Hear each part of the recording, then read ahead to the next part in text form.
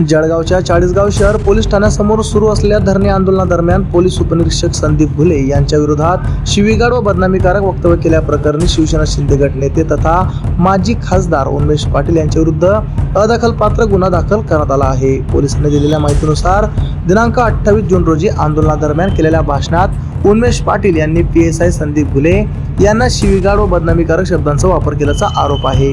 या प्रकरणी चाळीसगाव शहर पोलीस ठाण्याच्या गोपनीय शाखेतील कर्मचाऱ्याने याबाबत तक्रार दिली आहे। या तक्रारीवरून चाळीसगाव शहर पोलीस ठाण्यात NC क्रमांक 613/26 अन्वये भारतीय न्याय संहिता BNS कलम 352 व 356(3) अंतर्गत अदखलपात्र गुन्ह्याची नोंद करण्यात आली असून याबाबतची माहिती पोलीस अधीक्षक श्रीकांत देवरे यांनी दिली।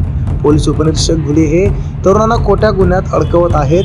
त्याचबरोबर एका महिला पोलीस कर्मचाऱ्याकडे शरीर सुखाची मागणी करीत असल्याचा आरोप माजी खासदार उन्मेष पाटील यांनी जाहीर भाषणात केला। यावेळी त्यांची जीभ घसरली आणि त्यांनी शिवीगाळ केल्याचं पाहायला मिळाले। आमच्या चॅनलला लाईक करा, सबस्क्राईब करा, बेल आयकॉनवर क्लिक करा आणि हो शेअर करायला विसरू नका।